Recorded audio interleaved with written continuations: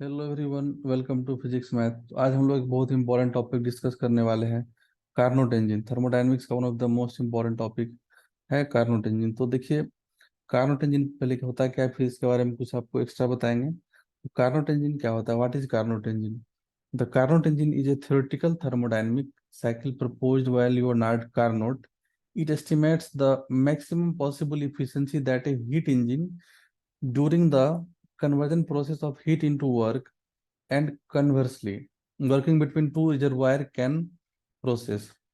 तो बेसिकली जो Carnot engine होता है वो एक आइडियल या हाइपोथेटिकल बोल सकते हैं हम लोग, हाइपोथेटिकल इंजन होता है। उसका कोई ऐसा रियल इंजन नहीं होता है कार्नोट इंजन। ये एक आइडियल हीट इंजन हम लोग इसको बोल सकते हैं। ऐसा हीट इंजन जिसका एफिशिएंसी मैक्सिमम हो और ऑलमोस्ट 100%।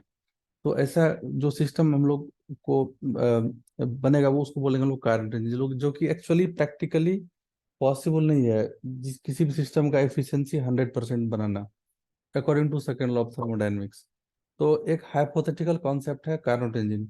और हम लोग बेसिकली कार्नोट इंजन को रेफरेंस रख करके हीट इंजन का एफिशिएंसी मेजर करते हैं, या फिर रेफ्रिजरेटर का परफॉर्मेंस हम लोग मेजर करते हैं। उसका जो बेसिक रेफरेंस है वो कार्नोट इंजन है। तो देखिए, कार्नोट इंजन का आगे का हम लोग कॉन्सेप्ट देखते हैं।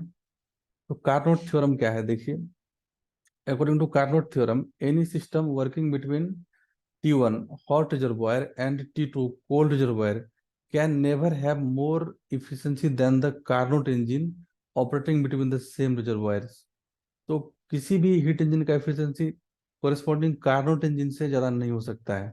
तो कार्नोट इंजन का मैक्सिमम पॉसिबल इफिशिएंसी होगा अगर हम लोग उसी रिजर्वायर, हॉट और कोल्ड रिजर्वायर के इन बिटवीन हम लोग वर्क करवाते हैं। तो जो कि एक्चुअली आइडियली ये कंडीशन आइडियल लिया गया है, ऐसा कोई इंजन होता नहीं है। तो कोई भी हीट इंजन होगा उसका एफिशिएंसी कार्नोट इंजन से ज़्यादा नहीं हो सकता है।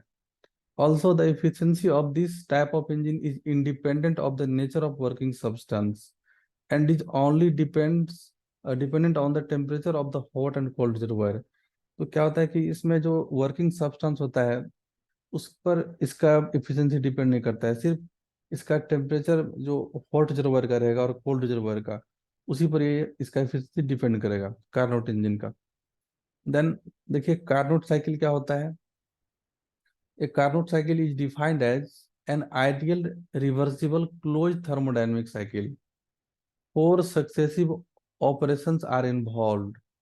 Isothermal expansion first है, isothermal expansion, then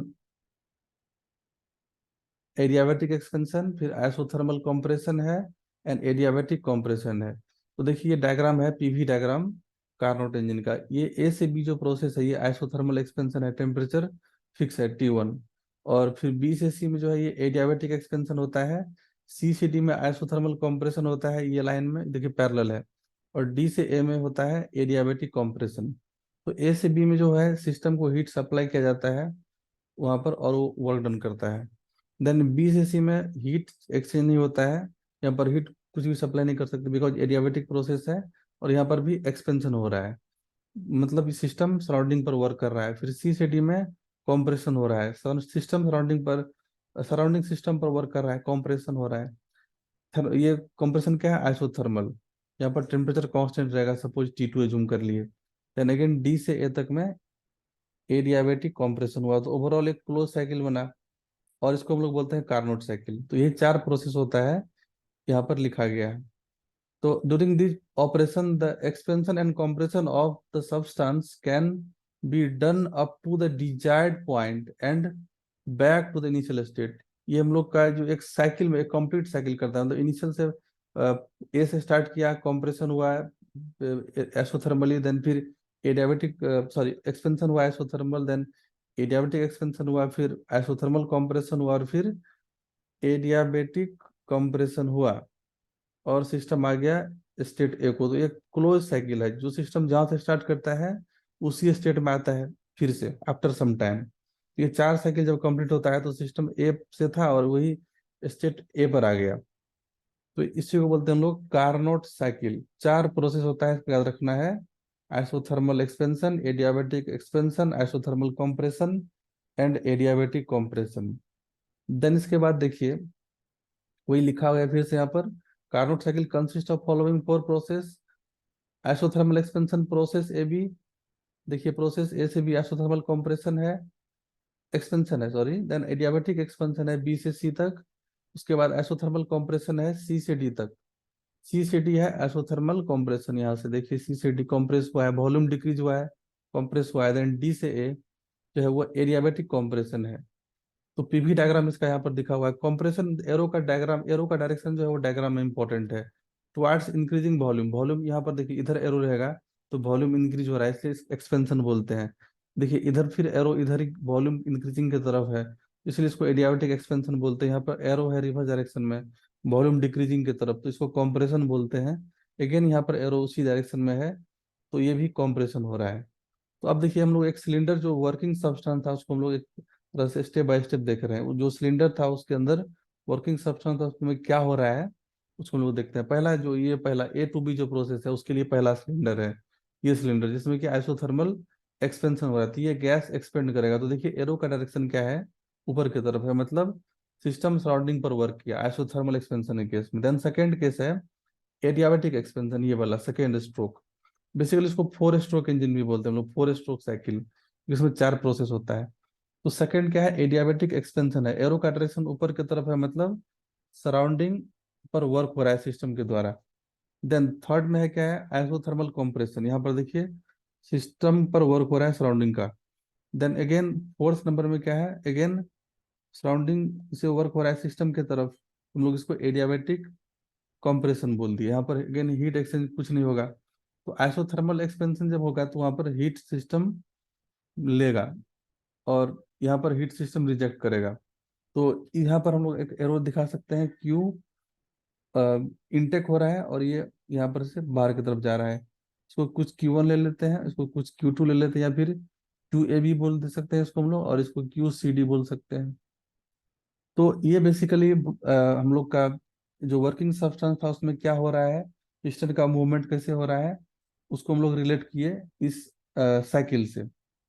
देन देखिए वही लिखा हुआ है, प्रोसेस ए भी है isothermal expansion, temperature T1 constant है, इसका कुछ टेम्परेचर कांस्टेंट रहेगा, T1 टेम्परेचर बोल देते हैं इस प्रोसेस का है। देन बीसी प्रोसेस जो है वो एडियाबेटिक एक्सपेंशन है, यहाँ पर कुछ भी हीट एक्सचेंज नहीं होगा। देन यहाँ पर चेंज इन इंटरनल एनर्जी इस केस में निगेटिव होगा, डेल्टा क्यू डेल्टा यू, इसके लिए डेल्टा यू निगेटिव होगा बी से सी तक के लिए। देन वर्क डन क्या होगा, पॉजिटिव होगा, बिकॉज ये एक्सपेंशन हो रहा है। अगेन CD प्रोसेस देखिए, थर्मोडायनेमिक कंप्रेशन हो रहा है, यहाँ पर टेम्परेचर फिक्स रहेगा, उसको T2 बोल देते हैं। देन हीट हो जाएगा वर्क के इक्वल और वो हो जाएगा निगेटिव और हो जाएगा Q2, बिकॉज यहाँ पर हीट सिस्टम रिलीज कर रहा है तो इसलिए Q निगेटिव हो जाएगा। Then change in internal energy again zero होगा बिकॉज टेम्परेचर कांस्टेंट रह रहा है, और वर्क डन यहाँ पर निगेटिव होगा बिकॉज कंप्रेशन हो रहा है। कंप्रेशन है इसलिए वर्क डन यहाँ भी निगेटिव लिखे हैं और यहाँ भी निगेटिव लिखे हैं।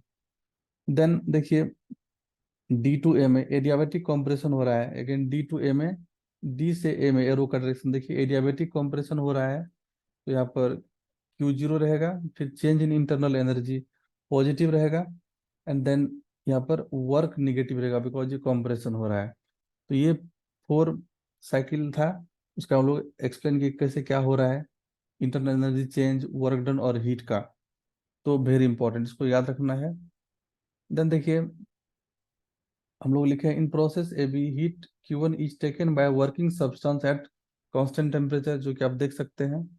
And in process CD heat Q2 is rejected from working substance at constant temperature T2। The net work done is the area of the graph ABCD। ये जो ABCD ग्राफ का एरिया होगा वही नेटवर्क देगा, because ये PV diagram है और कहीं पर भी PV डायग्राम का एरिया वर्क डन दे देता है। वर्क डन जो हो जाएगा इसका एरिया हो जाएगा इस PV डायग्राम का। देन देखिए यहाँ पर in the whole cycle only Q1 is positive heat and Q2 is negative heat, thus Q1 is equal to plus Q1 equal to Q positive and Q2 equal to Q negative। तो हम लोग यहाँ पर mod ले लिए, efficiency define करते हैं हम लोग 1 - Q2/Q1 × 100। तो अभी स्पेशली कार्नोट इंजन के लिए जो रेशियो Q2/Q1 होता है वो T2/T1 हो जाता है, याद रखना है, वेरी इंपॉर्टेंट। तो ये जो हम लोग का फॉर्मूला था हीट इंजन का एफिशिएंसी में Q2/Q1, अगर आप कार्नोट इंजन का एफिशिएंसी फाइंड करेंगे क्योंकि सेम सोर्स और सिंक के बीच वर्क कर रहा है, तो आप Q2/Q1 को T2/T1 से रिप्लेस करेंगे, तो यहाँ पर इफिशियंसी का फॉर्मूला आ गया 1 माइनस T2/T1 इंटू 100। तो इफिशियंसी हो गया कार्नोट इंजन का, very important. Efficiency of Carnot engine maximum, note 100%, note 100%, actually 100% नहीं होता है, बट ऑलमोस्ट 100% के करीब होता है वो, for given temperature T1 and T2. But still, Carnot engine is not a practical engine because many ideal situations have been assumed while designing this engine, which can practically not be obtained. तो ऐसा engine practically हम लोग नहीं बना सकते हैं। ये एक हाइपोथेटिकल इंजन है, हाइपोथेटिकल हीट इंजन है। तो कार्नोट इंजन क्या है? एक हाइपोथेटिकल हीट इंजन है, और ये अगर रिवर्स डायरेक्शन में वर्क करेगा तो इसको हम लोग रेफ्रिजरेटर की तरह वर्क करवाते हैं। तो आई होप ये वीडियो आप लोग के लिए हेल्पफुल होगा।